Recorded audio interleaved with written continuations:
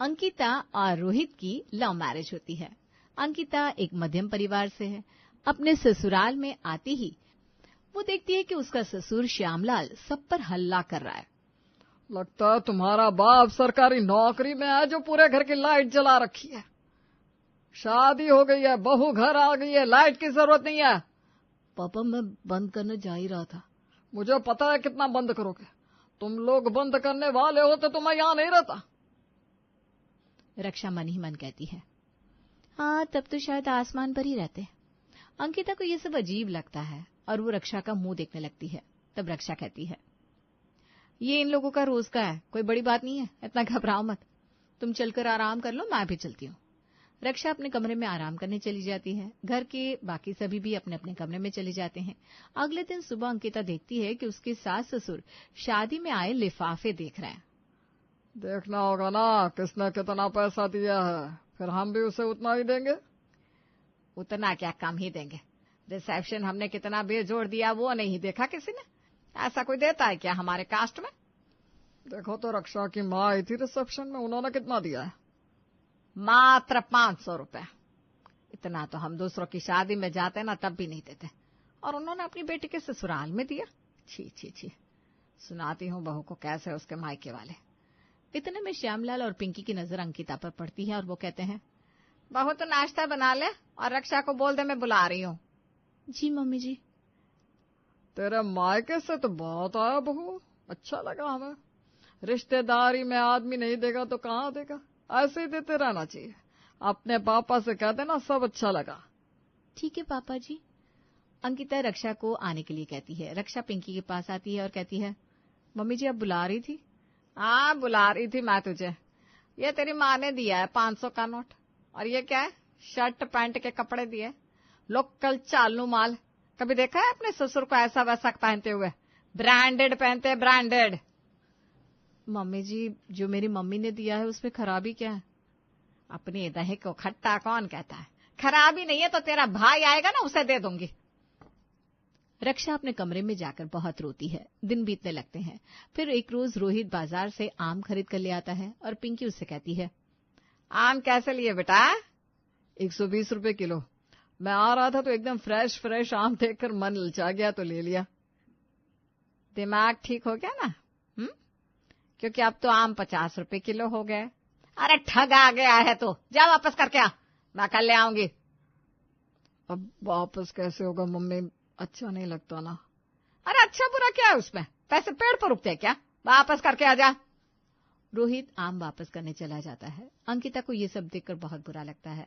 वो मन ही मन कहती है, इतने कंजूस आदमी है ये लोग जिसकी हद नहीं है, और भाभी को उनके मायके से आने वाले सामान पर कितना सुना रहा है। रात को अंकिता और रक्षा मिलकर सबको खाना परोसती है। तब श्यामलाल पिंकी से कहता है, वो सामने वाली मॉल है ना, उसके बाहर सेल लगी है, वहीं से चादर पर्दे और जो लाना है ले आना। सेल में है तो जो रेट कहेगा दे मत देना, कम करवा कर लेना। हाँ और नहीं तो क्या, उतने में थोड़ी ना ले लूंगी, पागल थोड़ी ना हूं। अगले दिन पिंकी अंकिता से कहती है, बहू 11 बजे बाजार खुलते ही चल लेंगे हम लोग।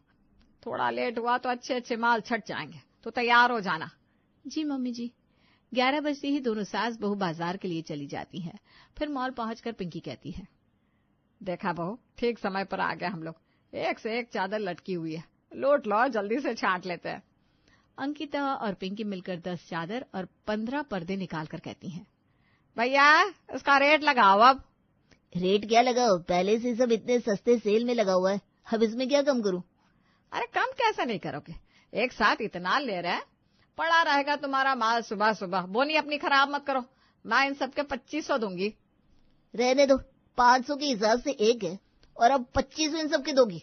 मेरा माल मेरे पास पड़ा है। ठीक है निकलिए आप लोग। पिंकी दुकानदार से बहस करती रहती है और 200 के हिसाब से सब सामान 5000 में ले आती है। एक पैकेट तो उठा ले, एक मैं उठाती हूँ। जी मम्मी जी रिक्शा कर लेते हैं ना। रिक्शा? दिमाग तो ठीक है, बगल में जाने के लिए रिक्शा करेंगे क्या? चल पैदल, मैं भी तो चल रही हूँ। दोनों सास बहू घर वापस चली आती हैं। इतने सस्ते चादर और पर्दे पर किसी को भरोसा ही नहीं हो रहा था। फिर पिंकी लीची देखकर कहती है, अरे रक्षा ये लीची कहाँ से आई? वो मम्मी जी पड़ोस में मीना आंटी है ना, उनकी बेटी की सगाई हुई है, उसी के ससुराल से आया है। अरे वापस दे आ, ऐसी लीची हम खाते भी है क्या, सड़ी गली सी? बुद्धि नहीं है क्या? सस्ता वाला बेटी के ससुराल भेज देते हैं। मम्मी जी कल मेरा भाई आ रहा है। आने दे, क्या दिक्कत है? अगले दिन रक्षा का भाई केले लेकर उसके घर आता है। दीदी अभी यहाँ कोई दुकान नहीं खुली थी तो मैं केले ले आया। ट्रेन में इतना सब कुछ लेकर ट्रैवल करना मुश्किल होता है ना। अरे तो क्या हुआ, बहन का ही तो घर है। जीतू एक दिन के लिए आता है और खा पीकर चला जाता है। जीतू के जाते ही पिंकी रक्षा को ताना देते हुए कहती है, एक ढंग का फल भी तुम्हारी माँ से भेजा नहीं क्या? ऐसे सस्ते फल भेजती है, इससे अच्छा भेजती नहीं। अरे क्या ही जरूरत थी भेजने की? मम्मी जी ट्रेन लेट पहुंची ना, रात की जगह दूसरे दिन सुबह 4 बजे पहुंची। कोई फल मिल ही नहीं रहा था केले के सिवा, तो वो क्या करता बेचारा। अरे छोड़ ये सब बहाने, मुझे पता है ना तेरी माँ से पैसे छूटते नहीं। अंकिता का मन बहुत खराब हो जाता है। ससुराल कब से महंगा हो गया। आज मम्मी जी दिन भर भाभी को सुनाती रहती है, कल मुझे भी इसी तरह सुनाएंगी, टॉर्चर करेगी। तब क्या करूंगी मैं? मुझे कुछ करना पड़ेगा, वरना इन्हें एक जरा वक्त नहीं लगेगा मेरे मायके वालों को नीचा दिखाने में। रोहित और यश दोपहर में खाना खाते हुए कहते हैं, आज संडे मूवी चला जाए क्या? हाँ भैया, थोड़ा फैमिली टाइम भी स्पेंड हो जाएगा। बहुत पैसा है ना तुम दोनों के पास, तो मुझे दे दो। पैसा बर्बाद करने से अच्छा होगा क्या फैमिली टाइम? ये कौन सी बात हुई? किसी को आना है तो आओ, मैं तो जाने वाला हूँ। जाने के लिए अंकिता और रक्षा भी हाँ कर देती है। पिंकी और श्यामलाल को लगता है कि सब जा रहे हैं उन दोनों को छोड़कर, तो पिंकी कहती है, अब जब सब जा ही रहे तो हम भी चलेंगे ना। शाम को सब मूवी के लिए जाते हैं। टिकट का दाम सुनकर श्यामलाल कहता है, इतना महंगा टिकट? टिकट के पास ऐसे 3 किलो घी आ जाएगा और 3 महीने तक चलेगी। हर जगह पैसा नहीं देखा जाता। हॉल के अंदर पिंकी किसी को खाने का कुछ मंगवाने ही नहीं देती। एक पॉपकॉर्न मंगवा लेते ना, सब साथ में खाएंगे। पॉपकॉर्न के बिना मूवी अच्छी नहीं लगती। तेरे मायके से तो 2 रुपए का सामान आता है और यहाँ कहती है पॉपकॉर्न खाना है, कुछ नहीं आएगा। रक्षा की आंख भर जाती है।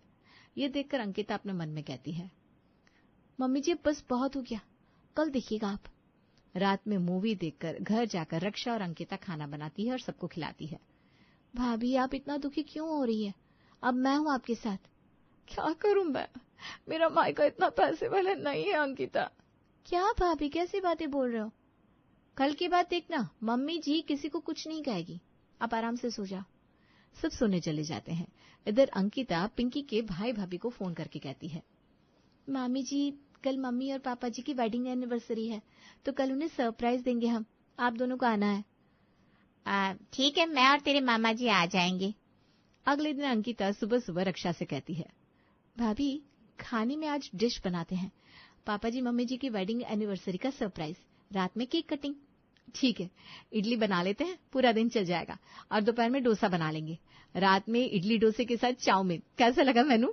एकदम जबरदस्त। नाश्ता सबको बहुत पसंद आता है। इतने में ही पिंकी के भाई भाभी उषा और विधु आते हैं। हैप्पी वेडिंग एनिवर्सरी दीदी। अरे आप लोग अचानक?